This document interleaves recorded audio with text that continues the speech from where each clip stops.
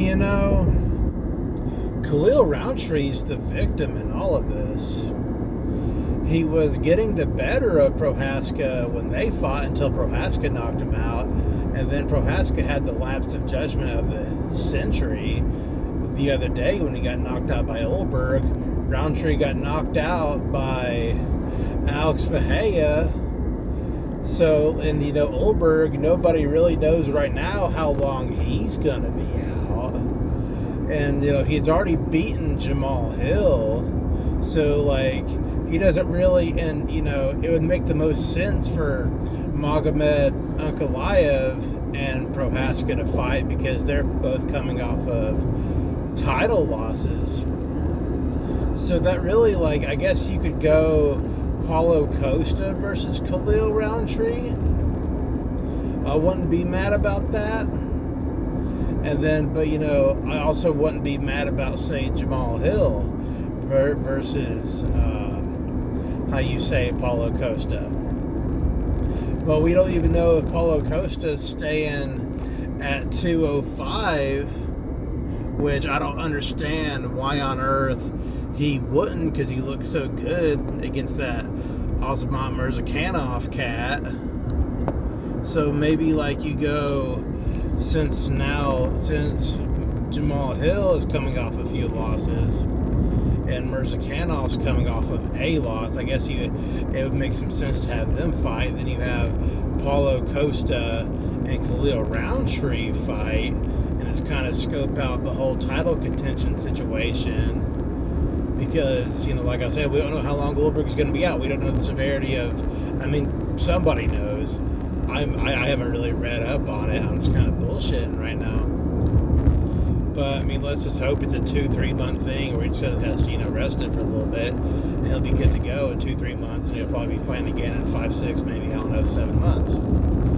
But then you also got Jan Blachowicz versus Bogdan Guskov, their rematch. I guess that made some sense since they just fought to a draw not too long ago.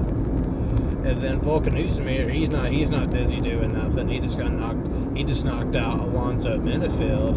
And then you got Johnny Walker and Dominic Reyes. They just got done playing grab ass for 15 minutes. And, I don't think the UFC is wanting to put them in a situation where they can climb the rankings at any rate, because they had probably, I wouldn't say, I definitely wouldn't say the worst fight in UFC history. There's definitely been worse fights, but they had a pretty bad fight. I personally think that Johnny Walker won that decision, but it don't really matter. Good on Dominic Reyes for getting the win. It's just the way it goes sometimes. Sometimes you just have a boring fight. I understand. You don't have a good chin. The guy you're fighting is pretty dangerous, so you kind of want to win on points. I understand that. And you're not them. I'm saying, as a fan, you're not them. The threat of getting knocked out is a stressful thing. There's only a select few guys that don't give a fuck about getting knocked out. Gaethje being one of them. Charles Crazy Horse Bennett being one of them. So it's interesting. It's interesting at light heavyweight right now.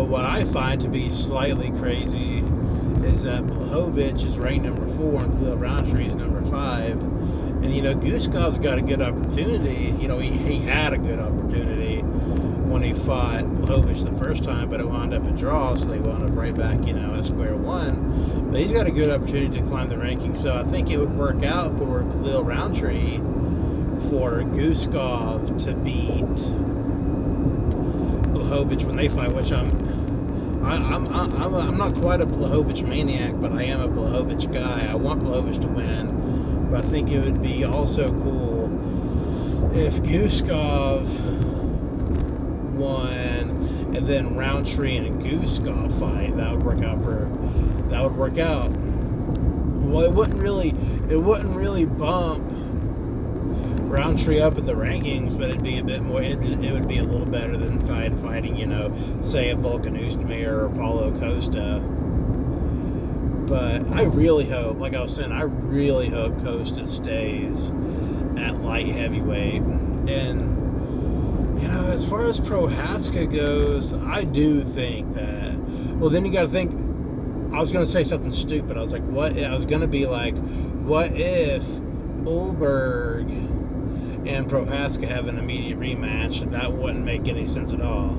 I think I was making the most sense when I said Ankalaev versus Prohaska. You can't help but feel a little bad for Prohaska. Like, he brought it on himself, obviously. But God, just to have a fight in the bag like that, like, the only way it could have been worse was if you're Chael Sonnen on August 7th of 2010 when he got choked out by Anderson Silva after whooping the fuck out of Anderson Silva for, I want to say, 23 minutes and 50 seconds. That's the only way it could have got worse.